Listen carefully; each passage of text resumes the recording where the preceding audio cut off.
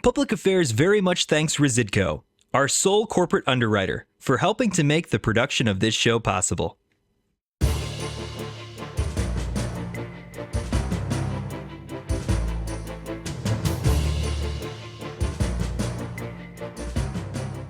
Berkowitz is my name, and politics, I used to say, is my game.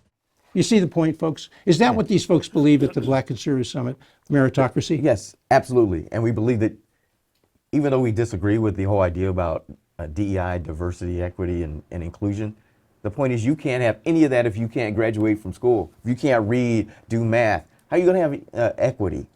You can't. You can't have equal outcomes if you can't even get through school. And so what we're arguing about is, one of the things we talk about is, and we'll talk about at the summit actually, is the success sequence. It's graduate from high school, get a job, get married, and then have children. And if you do that, you're less likely to fall into poverty. And most importantly, when Dr. Eric Wallace says graduate from high school, he doesn't mean what we say, like 84% graduate at CPS. He means graduate as if you know and do know how to read. And so it's not 20% or 15% blacks reading at grade level, it's 100%. What institutional change could we do tomorrow that would ramp it up from 15% to 50% to 100%? What do you got in mind? I think school choice. Tell us about school choice really quickly. Open up school choice. Allow. What does that mean? Allow parents to send their child to wherever they want to send. And what could we do? And allow the money to follow the child. Money. And how much do we spend at CPS roughly? It's about almost $30,000. $30,000. So what would you do? Would you take the $30,000? I'm not sure you even need the whole $30,000. No, but say, I know, you don't. Milton Friedman would say, save a little money, just give them 80%. Okay, Milt, we're going to be grandiose here. Let's give them the whole thing. Make sure we don't hamper the competition. Right now, they're going to compete with people who get $30,000 to provide the education. So could we, if we were truly black, if I were black, truly black spirit, okay, what could we do as the governor of the state of Illinois, as the mayor of the city of Chicago, as the Speaker of the House, who happens to be black, Chris Welsh, in the Illinois House? What could those people do? Pritzker, Welsh, and Johnson. Could they go down to Springfield, and what could they do to bring about school choice?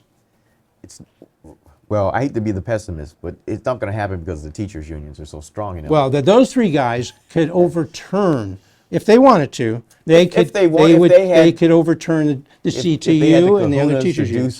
They could do so. The problem is, and they keep wanting to talk about white supremacy and systemic racism and all that other crap.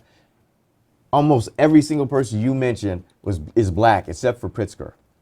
So it's not white supremacy that is doing this. Right. No, it is the incompetence of a mayor. It's an incompetence of state legislatures. I mean, they're getting money. They want to get reelected again. Tony McComey, you hear me? We're fair. I know you can't do politics, but I can. Okay, Tony McComey is the is the Republican leader in the Illinois House. John Curran is the Republican leader in the Illinois Senate. When's the last time, Tony, that you spoke out in favor of school choice and school vouchers and the very concerns we're discussing here? John Curran, when's the last time you did that? When's the last time we heard a credible candidate for governor of the state of Illinois who happens to be Republican do it? Where the hell is the Republican Party? Where the hell are the Republican Party consultants? Does Eric Wallace have to do it all? Really? You can't do politics, but you're doing God's work by articulating these values. Are these biblical values? They are. They are. I mean, you can't advocate people reading the Bible if they can't read. Yeah. I mean, that's baseline, right? And so, as I challenge other pastors and black pastors who are supporting this progressive ideology, and we've only touched a minute part of it. I challenge them to come to the Black Conservative Summit, to listen to some of the people who are coming from across the country. You challenge who, J.B. Pritzker? No, I'm challenging. Well, see, Ooh, you said challenge them. Who did you mean by that? I meant the black church leaders who are going to the DNC and are rooting and supporting So if this. they're watching this, you challenge them. You Yeah, challenge it should them. come on down. Yeah. It should come on down. Just like And- they and say I- on The Price is Right. Come on down. and I want to challenge other black conservatives to come so we can network and so forth. But it's not just for black people. At the last one we had Hispanics, we had Asians who came to listen to what our speakers had to say. If you're conservative, come. We're not like black liberals, because if it was a black liberal summit, they would say only black people But allowed. no, but we you want, said we if want you- a safe space for black liberals. And if you're liberal, you want them to come too. But you're not like liberals who want to keep conservatives who disagree away from them. So you'd welcome liberals coming Oh, to the yeah, Black sure. Conservative Summit. You would welcome Lori Lightfoot. You might even comp her, as we say, right? You might even, if she needed it, she doesn't. No, you'd like to see Chris Welch, the Speaker of the Illinois House there. Absolutely. You would like to see, Don Harmon, the President of the Illinois Senate. Happens to be white, but Don, you're welcome there, isn't he? Everybody is welcome. Just You don't understand discriminate who against- who we're speaking to. We're trying to speak to the black conservative who is out there, who's already on our side, and then those who are like the polls that we took that actually agree with us but aren't voting that way. So one by one, you change minds. That's what we're trying to do. Absolutely. So close for us and tell us in a minute, what haven't you said about either biblical values, black conservatives? What haven't you said? Well, I did mention the RISE principles, which is kind of our idea about what black conservatism is. Right. You can find we have videos, like 5 videos that talk about the RISE principles, and that's an acronym for responsible government, individual liberty and fidelity, strong family values, and economic empowerment. And if you go to riseprinciples.com, that'll take you directly to that page where you can watch those videos. In a nutshell, strong family values, is that something that religious nuts talk about? What are strong family values in your mind? It's about a traditional family, about a male and a female, getting married, raising children, educating them, giving them a religious base. Yeah, this again, I told you, we're a Christian organization. We wear it on our sleeves. But if you're a Muslim and you want to teach them, Muslim values, you teach them some kind of values, right? Be able to get along with other people.